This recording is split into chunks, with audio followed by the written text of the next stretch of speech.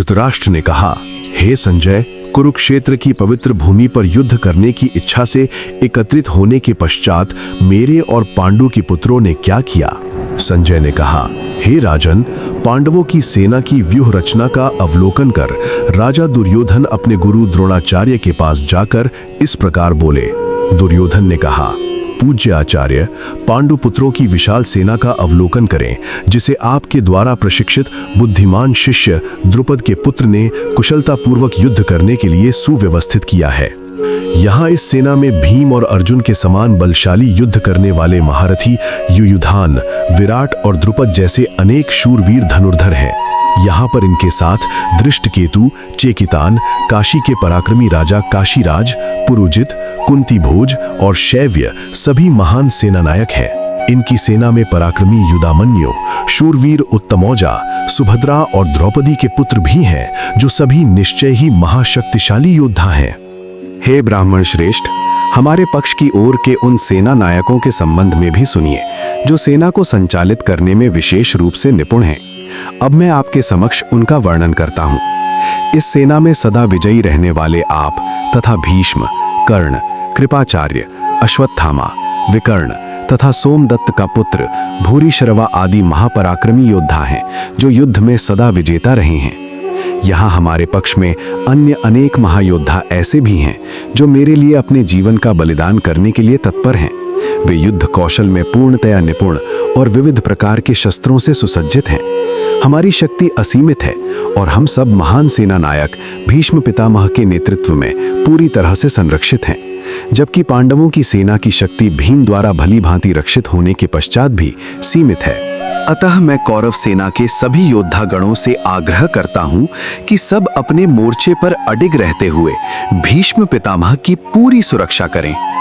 तत्पश्चात कुरुवंश के वयोवृद्ध परम यशस्वी महायोद्धा भीष्म पितामह ने सिंह गर्जना जैसी ध्वनि करने वाले अपने शंख को उच्च स्वर से बजाया, जिसे सुनकर दुर्योधन हर्षित हुआ।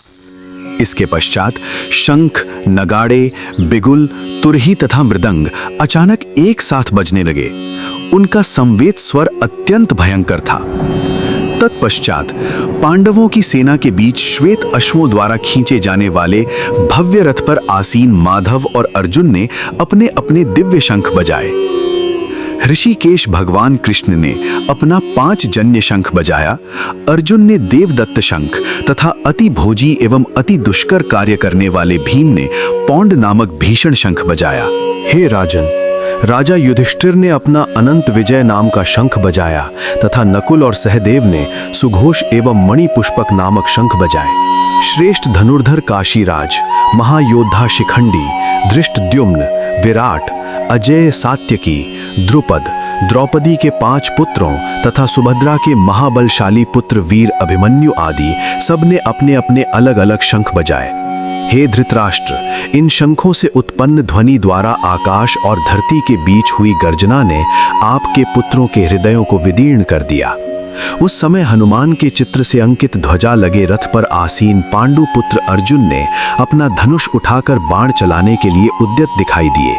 हे राजन, आपके पुत्रों को अपने विरुद्ध व्यूह रचना में खड़े देखकर अर्जुन ने श्री कृष्ण से ये वचन कहे। अर्जुन ने कहा, हे अच्युत, मेरा रथ दोनों सेनाओं के बीच खड़ा करने की कृपा करें, ताकि मैं यहाँ एकत्रित युद्ध करने की इच्छा रखने वाले योद्धाओं को देख सकूं। मैं उन लोगों को देखने का इच्छुक हूँ जो यहाँ पर धृतराष्ट्र के दुष्चरित्र पुत्रों को प्रसन्न करने की इच्छा से युद्ध लड़ने के लिए एकत्रित हुए हैं। संजय ने कहा, हे भरतवंशी धृतराष्ट्र, निद्रा पर विजय पाने वाले अर्जुन द्वारा इस प्रकार के वचन बोले जाने पर भगवान श्री कृष्ण ने उस भव्य रथ को दोनों सेनाओं के बीच में ले जाकर खड़ा कर दिया। भीष्म, द्रोण तथा अन्य सभी राजाओं की उपस्थिति में भगवान श्री कृष्ण ने कहा कि हे पार्थ, यहाँ पर एकत्रित समस्त कुरुओं को देखा। अर्जुन ने वहां खड़ी दोनों पक्षों की सेनाओं के बीच अपने पिता तुल्य चाचाओं, पितामहों, गुरुओं, मामाओं, भाइयों, चचेरे भाइयों, पुत्रों, भतीजों, मित्रों, ससुर और शुभ चिंतकों को भी देखा।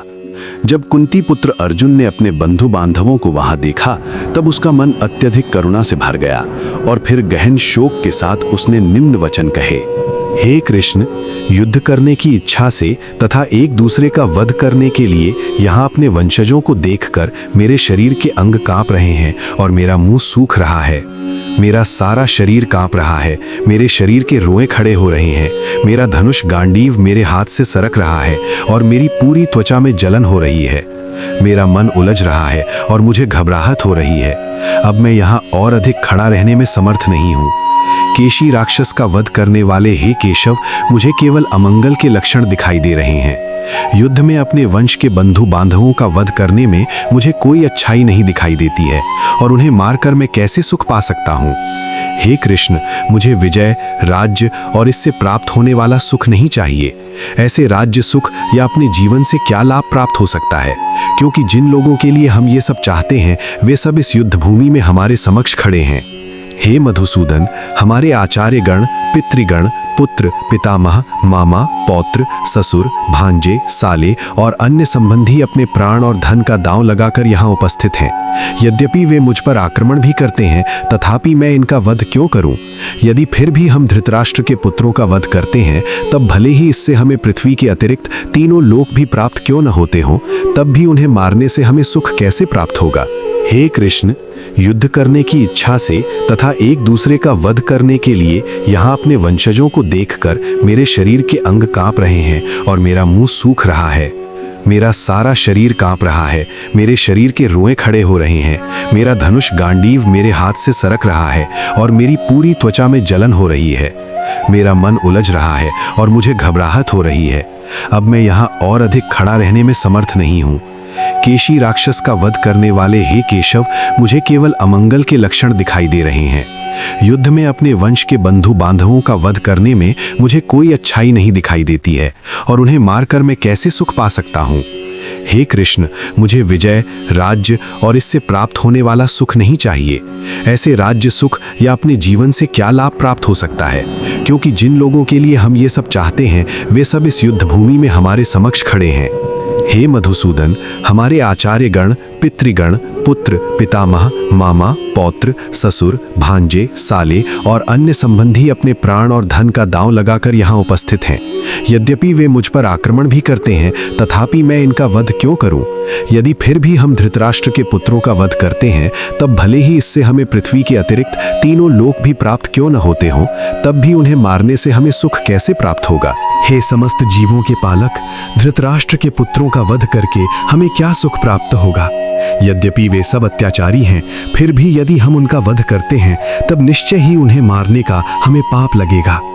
इसलिए अपने चचेरे भाइयों, धृतराष्ट्र के पुत्रों और मित्रों सहित अपने स्वजनों का वध करना हमारे लिए किसी भी दृष्टि से उचित नहीं है।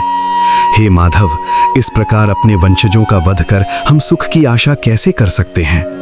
यद्यपि लोभ से अभिभूत होने के कारण वे अपने स्वजनों के विनाश और अपने मित्रों के साथ विश्वासघात करने में कोई दोष नहीं देखते हैं, तथापि हे जनार्दन, जब हमें स्पष्टतः अपने बंधु बांधवों का वध करने में अपराध दिखाई देता है, तब हम ऐसे पापमय कर्म से क्यों न दूर रहें? जब कुल का नाश हो जाता है, तब इसकी कुल परंपराएं भी नष्ट हो जाती हैं और कुल के शेष बचे लोग अधर्म में प्रवृत्त होने लगते हैं।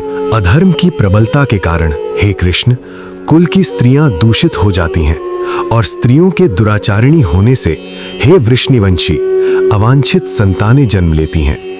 अवांछित संतानों की वृद्धि के परिणाम स्वरूप निश्चय ही पारिवारिक परंपरा का विनाश करने वालों का जीवन नारकीय बन जाता है। जल तथा पिंडदान की क्रियाओं से वंचित हो जाने के कारण ऐसे पतित कुलों के पितरों का भी पतन हो जाता है। अपने दुष्कर्मों से कुल परंपरा का विनाश करने वाले दुराचारियों के कारण समाज में अवांछित संतानों की वृद्धि होती है और विविध प्रकार की सामुदायिक और कुटुंब तथा पारिवारिक कल्याण की गतिविधियों का भी विनाश हो जाता है। ओह, कितने आश्चर्य की बात है कि हम इस महापाप जन्य कर्म करने के लिए उद्यत हैं। राज सुख भोगने की इच्छा के प्रयोजन से हम अपने संबंधियों का वध करना चाहते हैं। यदि धृतराष्ट्र के शस्त्र युक्त पुत्र मुझ निहत्थे को रणभूमि में प्रतिरोध किए बिना मार देते हैं, वही ये मेरे लिए श्रेयस्कर होगा। संजय ने कहा, इस प्रकार ये कहकर अर्जुन ने अपने धनुष और बाणों को एक ओर रख दिया और शोकाकुल चित्त से अपने रथ के आसन पर बैठ गया। उसका मन व्यथा और दुख से भर गया।